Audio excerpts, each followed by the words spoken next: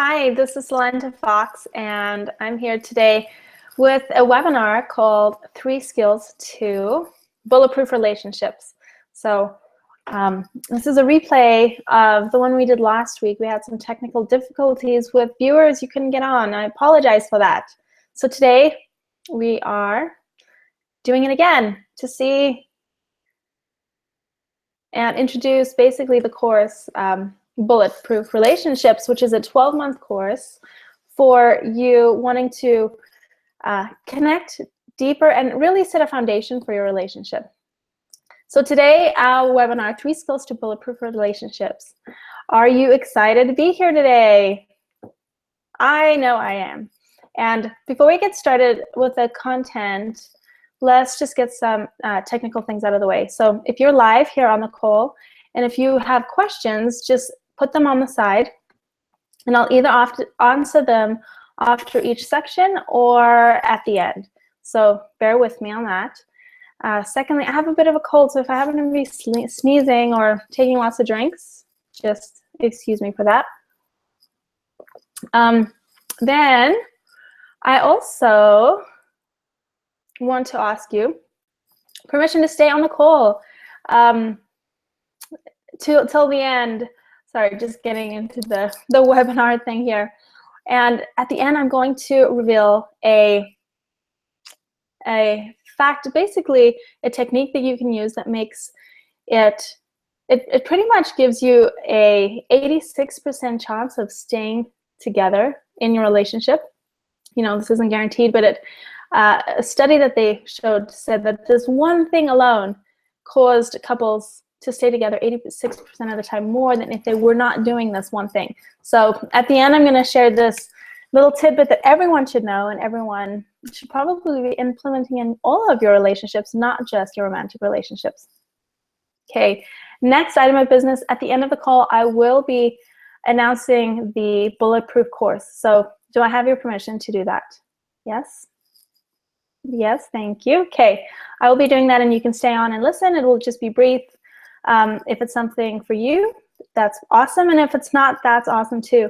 And really what it comes down to, if you feel like these 3 principles were very helpful and that you could work on these things and that you realize you do need a foundation, or you would like to start working on yourself a bit more to prepare for that relationship or give you the skills to navigate the relationship you're in, then that might be for you. But you know, so we'll be talking about that later. So let's just get started. Let's check out our viewers, okay? And let's jump right into 3 skills to bulletproof relationships. Now, before we even start, what does a bulletproof relationship mean? This doesn't mean a relationship where nothing goes wrong.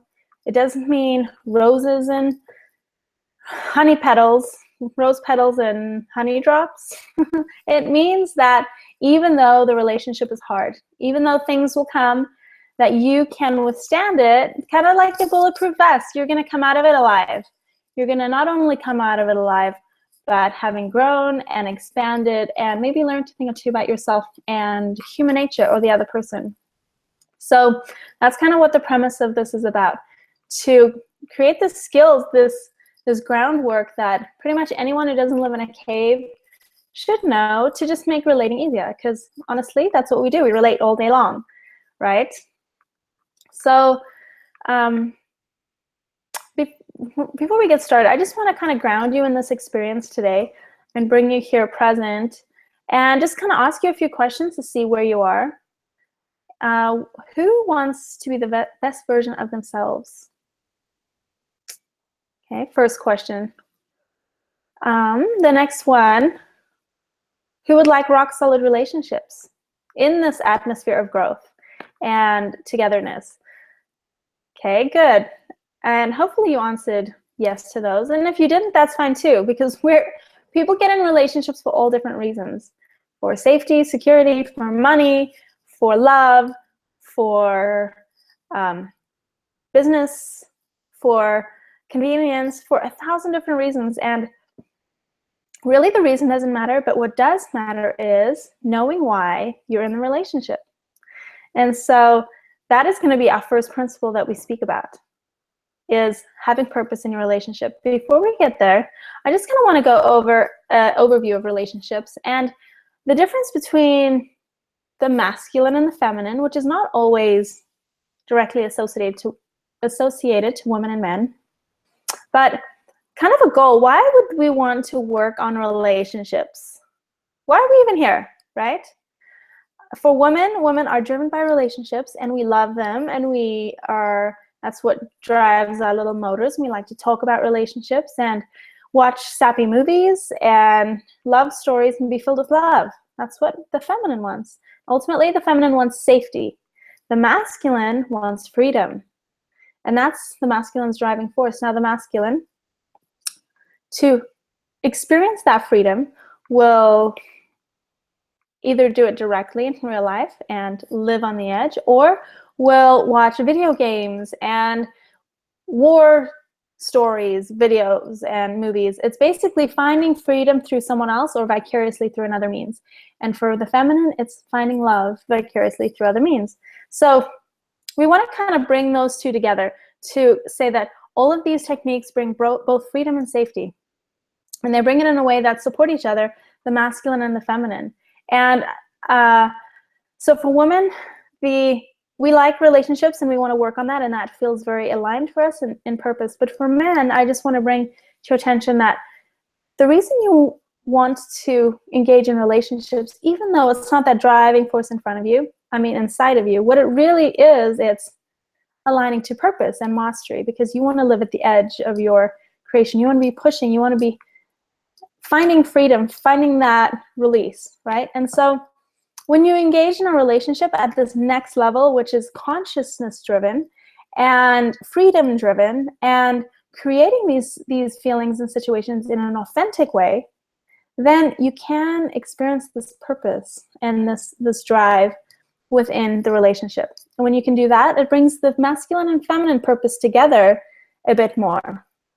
Now, bringing us to the first point is purpose.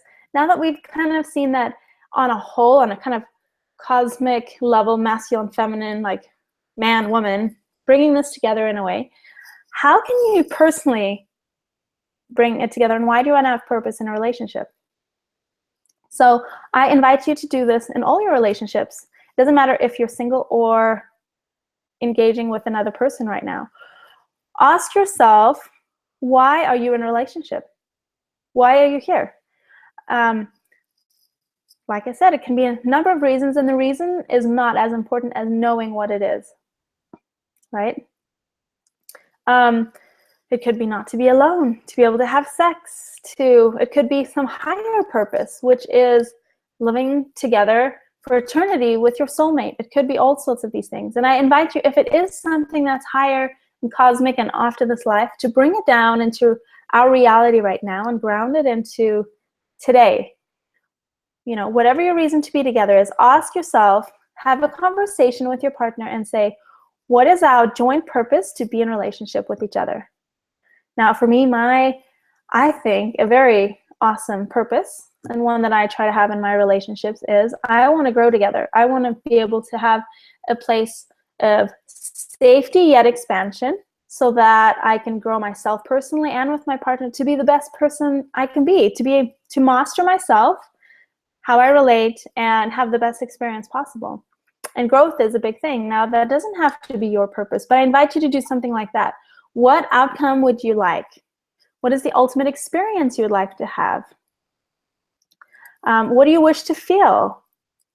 And what do you wish to create together? Because that's really what this is about, is creating a common purpose so that you can create something together, so that once the love and the fizzles out, you know, the sparks and the honeymoon period, that you truly have a purpose to live together, because there's a difference between loving each other and actually being able to have a life together. So knowing what that is, maybe it's just love. If you want a life together, this purpose idea is even that much more important, because it's the foundation for everything that everything hinges on. Meaning, when things go south, when the bullets start flying, guess what? Either you have a firm purpose and you know why you're in this and you know it's worth it, or you're going to bail. You're going to give up. There's another easier, prettier, younger, handsomer, richer person slash scenario around the corner and you're not going to stay. And that is fine too. But if what you want is growth and mastery, becoming the best version of yourself, then running, you're going to experience the same thing there. But staying and having purpose and having a purpose-driven life is going to get you further along in life, and in staying together if that is your goal. Okay, now this is also good just in all your relationships. Know why you're in it. Know what you're there for. It's very easy then to see if what's actually happening is in alignment with the purpose, and if it's not, then you can take steps to remedy that, either by having a clearing conversation, which we'll go over a bit later, and or by stepping out of the relationship. So if you notice, this purpose is binding. It binds us together. A lot of times when couples are struggling in relationships, I don't know if you've noticed, they'll have a baby. And this baby, this common goal, this common purpose, then will prolong the relationship 5 to 8 years, sometimes even longer. Or they'll find another thing to bind them so that they keep going, and they'll keep finding these binding scenarios to keep them together. So instead of waiting until things start falling apart, I invite you to create this common goal right now, because if you can truly co-create a relationship with yourself first and with your partner, that's where the magic comes in. Okay.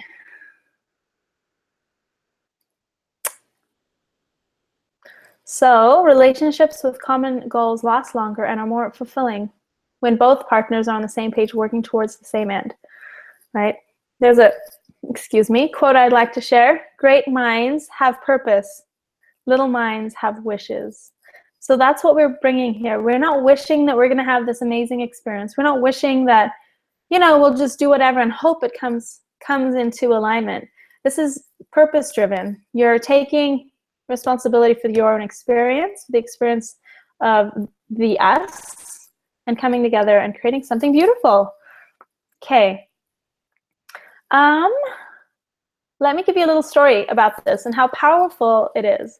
So it's powerful within a relationship, but it's also powerful when you're not. After the last relationship that I was in ended, I set this intention and I created a purpose for the next time in my life that I wanted to experience. And what it was I was just open to experiencing different people. I didn't necessarily want to be in a love relationship. I didn't necessarily need to be dating someone. I wanted to experience people, all sorts of people. I opened my energy up, right, to that. And I was in alignment with what I want. I set my intention, and then I took action and did what I put myself in a position to take action, to take the steps to put me in that position.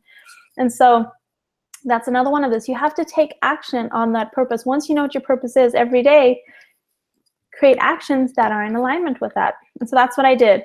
I set the intention and I took action. I got out of my house. I work a lot, have my kids and everything, and I don't really make a lot of time to just go out. And so I started doing that.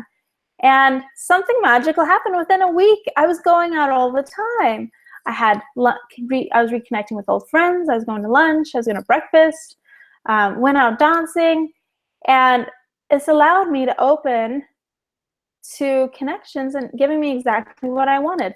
And it happened within a week of declaring that intention and then taking action to do it. So this is very, very important to do and have a purpose-driven relationship.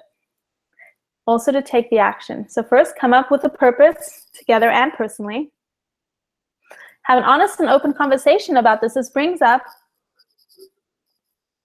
the need to be able to say exactly what you want. And this can be scary because you might have this idea of, she doesn't want that, and I'm going to hurt her feelings if I tell her exactly what I want. And you really have to create this honesty. And we're going to speak about that kind of throughout this, but opening that space. Honesty is the highest form of intimacy. So the more honest you can be, the more intimate. And this does bring about vulnerability. And to open to that space, to be truly honest, is very vulnerable. So if I don't give you let me make sure I'm going to give you the tip. So let me just give it to you right now. How to have this honest conversation. You set up a preface for communicating. What you do is you set a framework and say, can we speak freely? And this goes along with the second principle, which is the second skill, don't take things personally.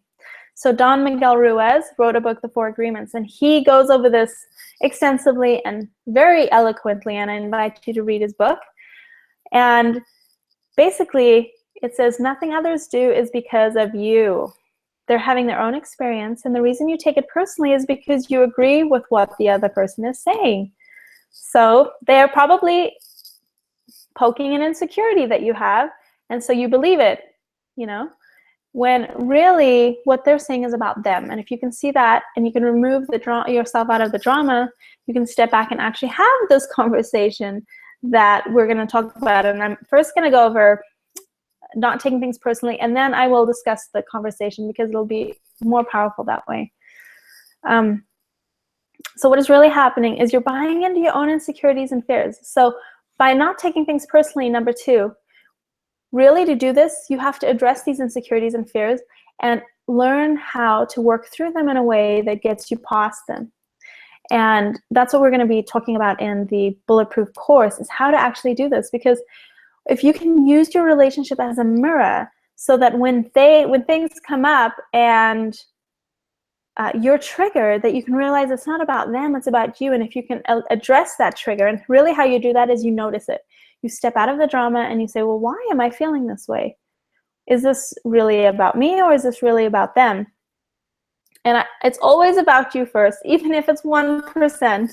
Even the fact you're getting triggered, or you're defensive about it, that is about you. And asking the question, just be in the question, why am I this way?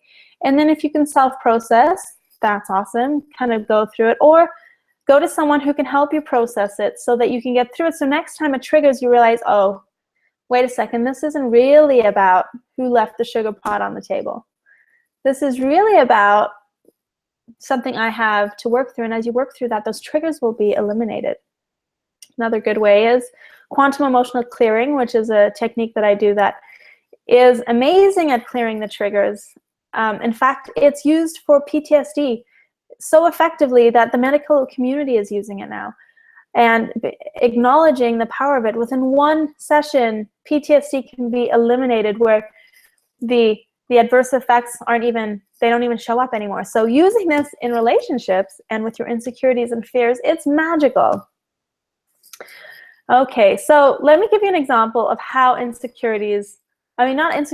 not taking it personally can look, and what is really going on. So for instance, a woman says to her boyfriend, well, you know, I really feel like we're more like lovers, not boyfriend and girlfriend. We connect really well in this one area, but we don't in this other thing. And that's all she says. The man's response, he feels rejected. He feels, what? That's not how I feel.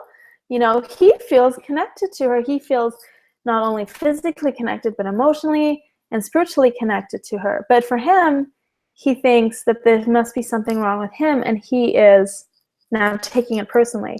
What's really happening is bringing up his old wounds of rejection that he felt when he was a child, not being accepted for who he was, right? When you look at her side and you see what's really going on, it has nothing to do with him and how they're relating.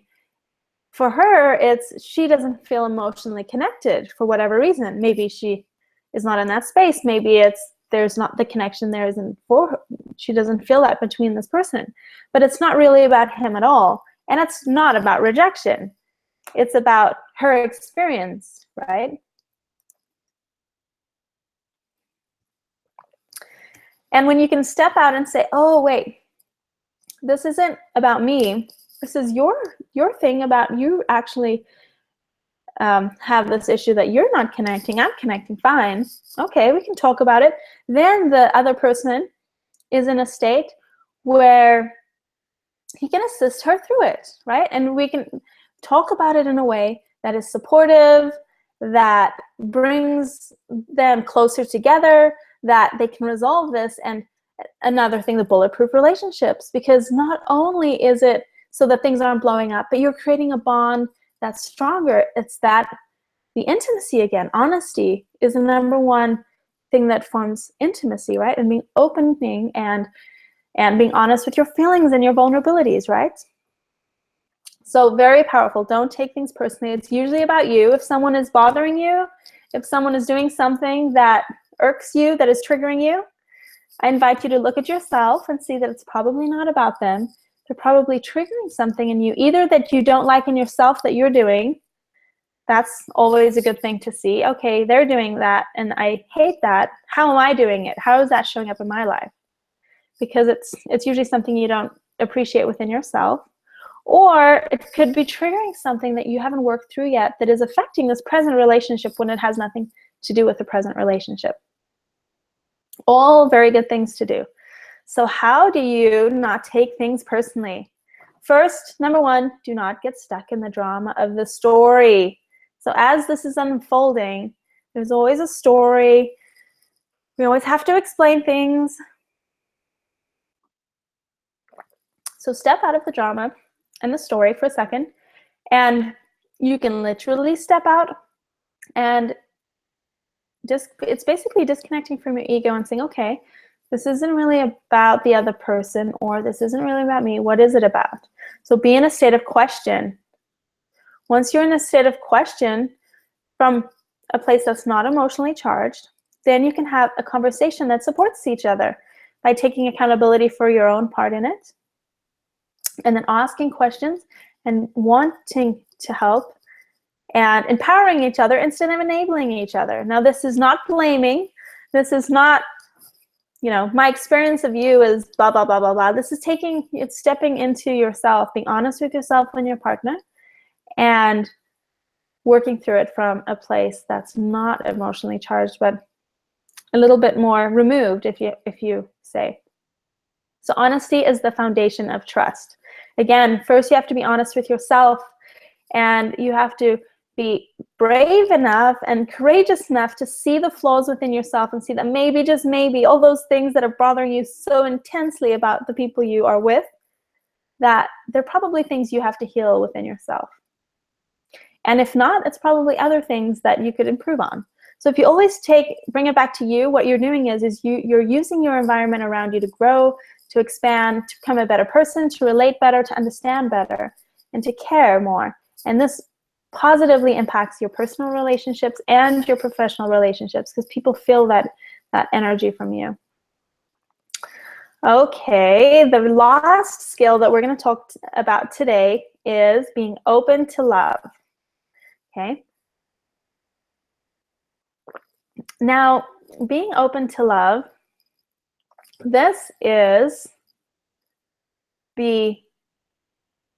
I don't want to say number one, but almost the number one thing that you want to do, skill that you want to cultivate if you're engaging in relationships. Now, newsflash, you're engaging in relationships all day long with everyone that you encounter.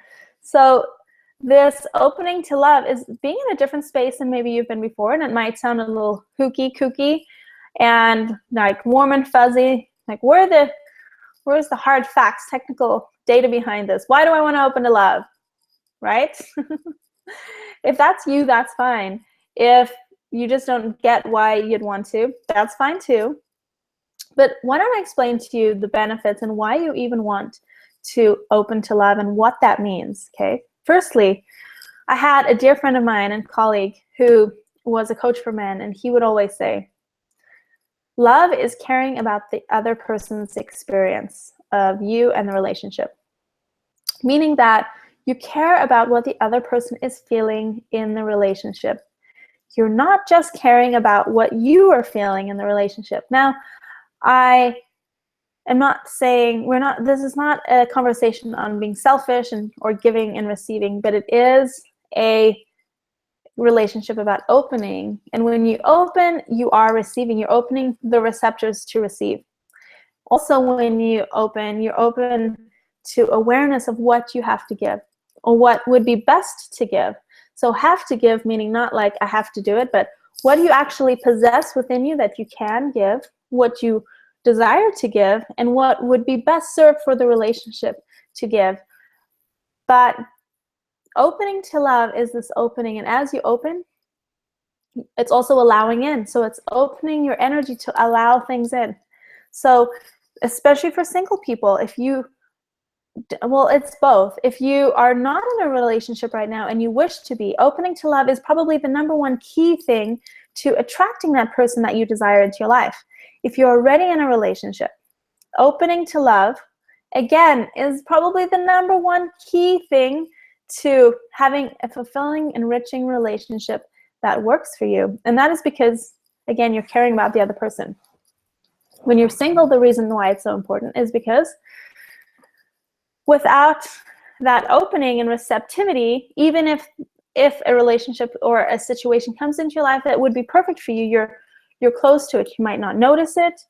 You might not be ready for it. You might sabotage it, or you might just push it away and not even want it, even though it is maybe what you desire deep down. So let's see, how can we focus on love and open to love? So firstly, opening to love is an energetic thing. It's something that's almost in your body. It's a decision. So it's making a decision, a conscious decision. I want to be open to love. And then you think about that. How does that look to you? Does that mean being aware of the person who's checking you out? How are you connecting with them, right? It's a body thing. It's being relaxed. If you're always tense and you're pushing, and you're thinking about negative things and your life's kind of in this whirlwind, you're probably not open to love because it's more of a restricted energy around you. So opening to love is relaxing your body. So this is a good thing to use when you're engaging with other people and things get high-strung and things get crazy. If you can take a big deep breath in and relax, physically relax your body. Sometimes it's good to tense it up first. And then relax. I should do that again. Better. Okay. Sorry. I opened to love too much. I got sidetracked, sucked in. It happens. It's dangerous. But I totally, totally recommend it. Okay. Back on track. So relax, open to love. Open to that energy. Be receptive. So when you go into a situation and you're more open, you're not going to take things as personally. It's going to be easier to be honest and open. And it's also going to allow a better flow so that things can get resolved, right? So another way to open to love is to focus on the positive of the other person, right? So when you focus on positives, it increases intimacy and connection. Women especially do this.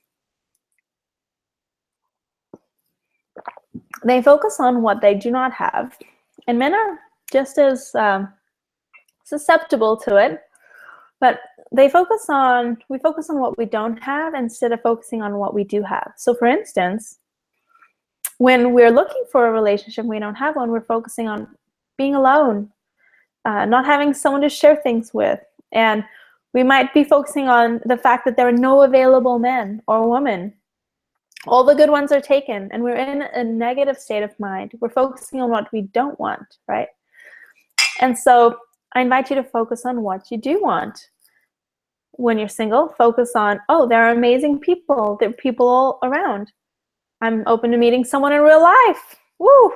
That's a big one. There are people in real life that I can meet and date, opposed to online or on your phone. So that's one. So when you're in a relationship, it's the same thing. We often focus on all the flaws of our partner, all the things that are not working, all the things we don't have, all of our unhappinesses. And I invite you to switch and focus on things you do have. Start noticing their talents, their little quirkinesses that you fell in love with in the beginning. Start focusing on all the things that this relationship brings you. And the more you focus on the positive, the more you'll feel better and be in a better state, and you'll connect better because you'll start focusing on the connections instead of where things are disconnected. And what you focus on expands, right? Okay. So I have here, most of the time the negative traits have nothing to do with you. and do not affect you anyway, even those things you don't like, right? They're tiny and they have nothing to do with you. So mind your own business. Don't take things personally, and focus on the things that you do have, right? Another way to open to love is to let go. Let go of your expectations. Let go of how you want things to be, right? And allow that person to be who they are. Allow them. That allowing. Opening to love is allowing, softening, surrendering, letting in, right? Allow them to love you how they love you. It might not be the way you want them to love you, but what if you could open yourself to receive?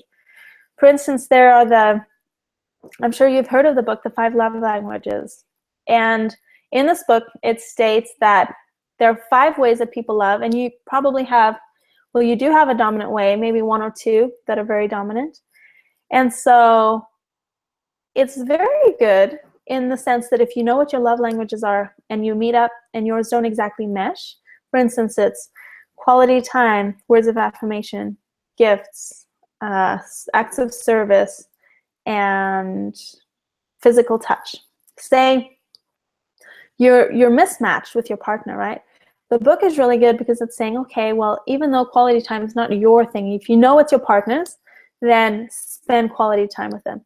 Same thing with touch and all the others. But I invite you to take this a step further, right? Opening to love means what would happen if you opened to all the 5 love languages of love? What if you could relax and surrender into feeling love from gifts, or from quality time, or through touch in a way that you haven't before? So even though this book is so awesome, and it was one of the first books that I read that truly opened my eyes to why things weren't working out in my relationship and how they could shift when I was married, you can take this a step further. So yes, know what your primary ones are, and I invite you to relax and surrender into the others, and to open to receiving love in all the ways possible. When you do this, again, you're building new connections to connect to people better. So then when someone gives you a gift out of the blue, you can notice and realize that, oh my goodness, this was a big thing for this person. They must show love or get love through gifts. It might not be mine, but I can appreciate it and support it. And then I can tell myself that this is love until I start feeling it, right? And life is so much better when you feel love everywhere and anywhere you go, with all sorts of little acts of kindness. You feel better and you're happier because you're focusing on the good. You're focusing on love. You're focusing on caring. And that's what this is about. So the final one, as we wrap up number 3 here, is the little tidbit that I told you about. This one thing that has shown to improve your ratios of staying together with someone. So let me read to you. It's called turning towards instead of turning away. So as part of his research, Dr. Gautam conducted a study with newlyweds and then followed up with them 6 years later. Many couples that stayed together, and many had divorced. The couples that stayed married were much better at one thing, and this one thing was what they studied. And it's called turning toward instead of turning away. At the 6-year follow-up, couples that had stayed married turned towards each other 86% of the time. Couples that had divorced averaged only 33% of the time. So really the secret was turning toward. This one thing, right? And so what is turning toward and turning away? And what it is acknowledging. So we all give cues for basically attention, right? Attention and validation and knowing that someone cares and loves us. So he describes this as bids. Bids is kind of giving a signal that, hey, I would like some attention. It could be a verbal, it could be a wink, it could be looking over, right? So it's getting familiar with bids and what they are. Because a bid is an attempt from one partner to another for attention, affirmation, affection, or any other positive connection, right? So I had a client, And she was telling me that the only time her husband would give her a lot of attention is when she was either sick or she felt bad. And she was noticing this and realized that because of this behavior, she was getting sick and feeling bad more because she wanted attention, but she wouldn't get it when she felt fine and things were going well, right? So that bid worked for her, even though it wasn't necessarily healthy.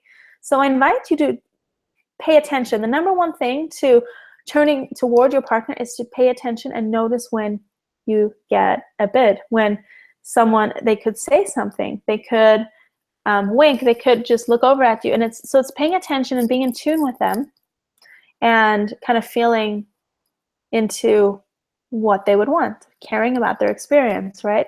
So bids can also be kind of obscure. For instance, your partner could say, "How do I look?" when really they're saying, "Oh, where is that? Oh, can I have your attention?" Right? Or "Let's put the kids to bed." What they're really saying is, "Can I have your help?" Right? "Oh, I talked to my sister today. Will you chat with me? Want to cuddle?" They're asking you for affection.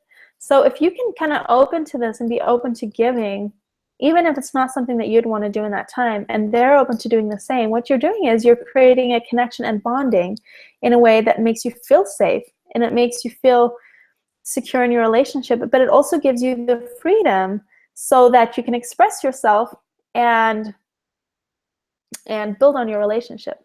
So another way when I want to talk about that freedom is that conversation, right? If you're free to express yourself, you're honest with yourself, you're honest with your partner. The reason we're not honest is because we want to protect each other, right? But ultimately, we're all big girls and boys, and we need to be able to take care of ourselves. And I'm not saying being mean, but I'm saying be honest and be real. Authenticity is the new black, peeps. Meaning that life is about truly connecting honestly and authentically. And we live in a day and age where we do not have to be together for survival. We do not have to be together because we're a woman and we can't live without a man, or have a bank account, or buy a house. We are not usually in relationships for the reasons that we were in the past, which made us stay together. This is the new modern day and age, and we're in relationships because we desire pleasure and luxury, and we're not in a survival society anymore. We're in a luxury society, and relationships are no different. So to treat relationships in that way, which means we do need to care more, we need to give more, we need to receive more, we need to be open to ourselves and the other person, and use relationships for a new tool, right? Because that's what they are, essentially, partnerships. Not necessarily relationships, but partnerships, right? There's a difference between love and life partner. You can love people, but love is not enough to actually live together and build a life together, right? So these skills that's why you need to know what you want. Is it you just want to experience and share love? That would mean that the outcome or the things that you do in your relationship might be different than I want a life partner to have children with, to build a life with, to build a business and future with, right? And so having that open conversation brings the freedom to do that. Learning to turn towards your partner and engaging in a way that is caring about their experience also opens you to actually staying together, because there are a lot of options out there, people. I know you know this. But the trend is that we do not stay together when things aren't in alignment anymore. And truthfully, I believe that the success of a relationship comes from both of you being in alignment with yourselves and getting the most out of the experience for yourself and with your partner. It's not about being selfish. It's about being centered in what's best for you, and then co-creating with your partner to see what's best for them, and then creating something that's best for both of you, right? But this takes love, it takes connection, and it takes a willingness to do hard things. And I promise you, turning towards is harder than breaking up. It's not harder than breaking up. Sorry, not harder than breaking up. do these things, put attention and love into your relationships and how you present yourself, and heal yourself, work on yourself. And when you can do this, I promise you, even though it might be tough to see those places, I know for me, if I can see one thing at a time, like, oh, I really need to work on this. When I have like 5, I have an ego blow. And I'm like, oh my gosh, I have this perfection thing, I have a hard time being human sometimes because I want to be perfect. One of the things I'm getting over. But again, blow, so it can be hard and it can be difficult. And maybe turning towards and noticing, paying attention to your partner is not something you're used to, but it's going to pay off in the end. So I invite you with all of these things to truly work on yourself and your partnership. So that was the little tidbit. Now, like I promised, I am going to announce my Bulletproof Relationship course. And let me get it up quickly, and I'll put it in the message in the, let's see. I'm going to put the link on the side so you can see it. Copy. Okay. So it's right here. And you can go to that link. Let's see it. Oh, goodness. Okay. Basically, this is a 12-month course that is going to give you these skills. Basically, there's 24 classes, so 24 skills that anyone who does not live in a cave should have. And these are the ones we spoke about today, learning how to not take things personally. But it's learning how to fortify yourself, be connected to yourself, and really build a foundation so that you can have effective communication. So you can know how to engage with other people. Now, this is not just romantic relationships, but this is all of your relationships. The way that we learn relationships is through modeling. And unfortunately, not many of us have had rock star models, right? Because we're all human, and I think also because relationships are evolving and the way we relate is revolving, because of the openness, the honesty, the unnecessity of relationships, meaning that women can take care of themselves now. There's workforce equality. We can do anything men can do, so there's not that pull, right? But it doesn't mean that we don't need each other and that we don't want to be with each other. And so that's where it shifts that want. And so this course is about creating that foundation, a healthy foundation. How would it be if everyone you dated had this amazing, we're all on the same page, you had a groundwork to start from? So truthfully, I created this for my own selfish reasons of I want people to know this stuff so I have more people to date. Because relationships are a whole lot more fun, a whole lot less dramatic when these basic skills are here. It's kind of like knowing how to read and write, right? Then you can't really go to college if you don't know how to read and write. Before you go to university, you have to be able to have just the basic skills, the fundamentals, so that you can actually learn, right? So that's what this is about. It's having these basic skills so you can engage in a way that kind of takes it to a higher level, and you're not always like groveling here on the bottom and fighting and having hard things happen and then have things break up, right? So this is a 12-month course, and what you're going to get in this is confidence, connection to yourself, to your body, how to relate to your partner, how to communicate effectively and efficiently, how to create a purpose-driven relationship, how to co-create a relationship in this new relationship dynamic, this new modern age, which this is a huge section. And then we'll also have some sessions where, we have the calls. We have 2 calls a month where we go over all this material. Then we also have a 30-minute call where we have question and answers. And this is the time where you can bring up your own personal experiences. We'll have times where you have group input as well as individual time. And because you're on this webinar, I'm also gifting you a free session with me, a clearing session. So you can use it anytime. We can do it right away. Or when something comes up and you realize you're having a block come up, I do quantum emotional clearing, which is that technique I said that clears away triggers, the PTSD thing. And so I'm gifting that to you by the end of May. If you sign up for this, you get that. So it's a 90-minute session, 60 to 90-minute sessions, $300 value. So I invite you to get it. Also, because this is the replay, I'm also gifting you the membership to the Love Expanded site, which is a hub for all things love.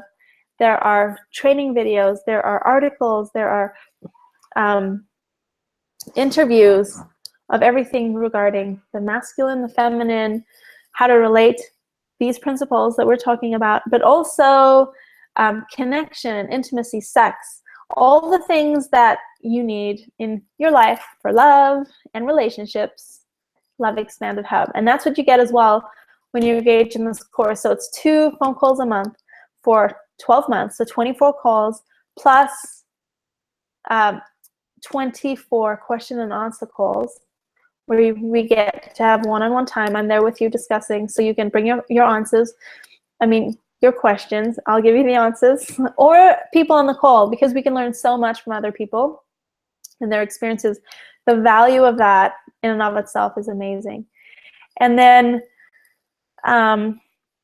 also the bonuses. So you have a few more days until Memorial Day, where if you sign up for this, you get the 90-minute free consultation with me, and it's a clearing session. So it's not going over what you might need. It's like getting into the nitty-gritty of stuff right away and clearing that out so that you have a good experience with the thing that's holding you back. We can release that. And the second one is the Love Expanded membership. So if you have any questions, please give me a call, send me a text, an email, or just schedule a time to talk. So I'm open the next week to have conversations with people if you're wanting to find out more, to see if this is something that would be healthy for you, helpful for you, and we can go from there. So if you have any questions, email me, and that's all. Thank you again for being on this call. Thank you for staying till the end. If you have, please take advantage of those bonuses. It's a huge value to you that's added on above the value of the course, which is also a huge value. How would your life be different if you had these basic skills where you can eliminate the drama in your life? And even if the other person brings drama, these things teach you how to move past it. How would your life be different if you could use your relationship to propel yourself forward in growth and mastery, to truly open to love and connect, and open to receive and give in a way that feels good to you, and to connect to yourself in a new way where you can truly value and love yourself? And this goes far deeper than relationships. This goes into your business, into your life, how much money you make, your worth and your value. And I can tell you that after working with hundreds of people, value and worth is the #1 thing that every single person who comes through my door struggles with. And we will address this and build that up so you can be in a place that's good to receive, and in a place that's good to give, and in a place that's good to actually relate to another person. So please join me. Go to the link on the side. And thank you again for today, and have a wonderful day, and happy loving.